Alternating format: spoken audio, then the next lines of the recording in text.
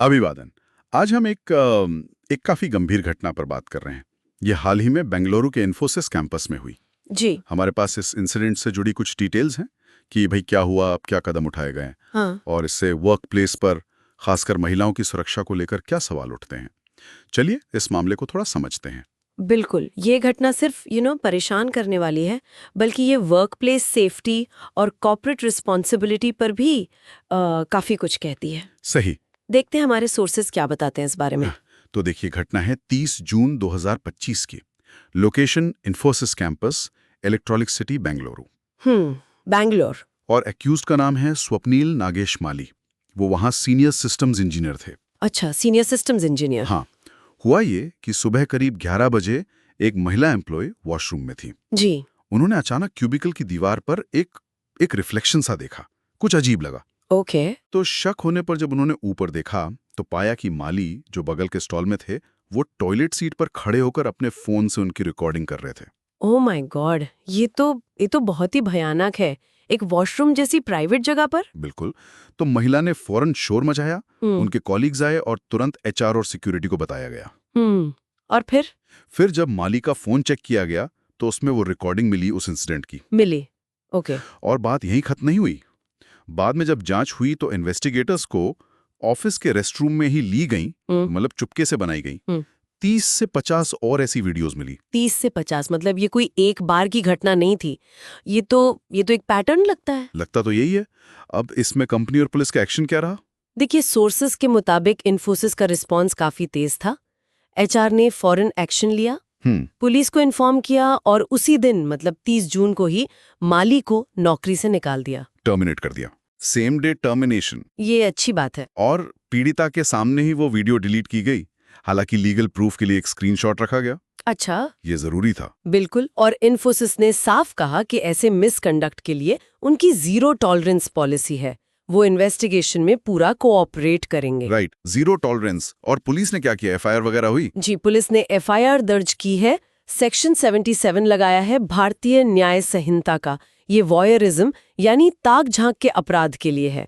और साथ में आईटी एक्ट का सेक्शन 66E भी लगाया है, वायलेशन ऑफ प्राइवेसी के लिए। ओके, वॉयरिज्म और वायलेशन ऑफ प्राइवेसी। हाँ, और फोन को फोरेंसिक एग्जामिनेशन के लिए भेजा गया है, मतलब उसकी पूरी टेक्निकल जांच होगी ताकि और सबूत मिल सकें या पता चले कि ये कब से चल रहा था। बिल्कुल। और ये भी बात सामने आई है कि माली ने पूछताछ में कबूल किया है कि वो पहले भी ऐसी रिकॉर्डिंग्स कर चुके हैं, पर्सनल सैटिस्फैक्शन के लिए, ऐसा कहा उन्होंने।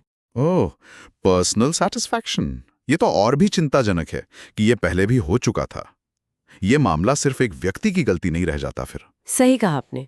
यहाँ बात सिर्फ एक इंडिविजुअल की नहीं है, ये एक बड़े सिस्टेमिक इशू की तरफ इशारा करता है। जैसे कि वर्क प्लेसेस में, खासकर वॉशरूम्स जैसी जगहों पर हिडन कैमरास का खतरा, ये कितना रियल है। हाँ। ये दिखाता है कि ऑफिस रेस्टरूम्स में शायद रेगुलर चेक्स नहीं होते होंगे, सर्वेलेंस की कमी।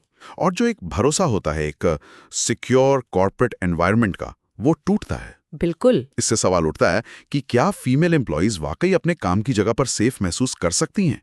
सोचिए, अगर उस महिला ने वो रिफ्लेक्शन नोटिस ही नहीं किया होता तो ये चलता रहता शायद। हाँ, और न जाने कितनी और कंपनीज में ऐसी चीजें अनदेखी रह जाती होंगी।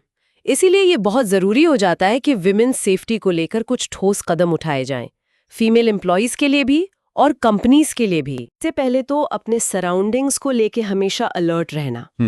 अवेयरनेस। हाँ, कोई भी अजीब रिफ्लेक्शन, आवाज या किसी का बिहेवियर अजीब लगे तो उस पे ध्यान देना।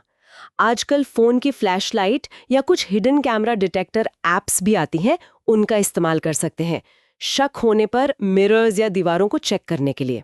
और सबसे जरूरी, अगर कुछ भी सस्पिशियस लगे तो तुरंत एचआर को या कंपनी की जो इंटरनल कमेटी होती है पॉश एक्ट के तहत, उसे रिपोर्ट करें। पॉश एक्ट के तहत आईसी को रिपोर्ट करना, ठीक है। और कंपनीज को क्या करना चाहिए? कंपनीज की जिम्मेदारी और भी बड़ी है।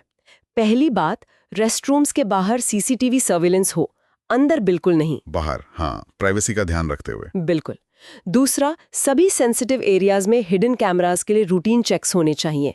तीसरा, हायरिंग के वक्त स्ट्रिक्ट बैकग्राउंड चेक्स हों। ये जरूरी है। हाँ। चौथा, हर 6 महीने में पॉश ट्रेनिंग मैंडेटरी हो, अवेयरनेस प्रोग्राम्स हों, ताकि सबको रूल्स पता हो।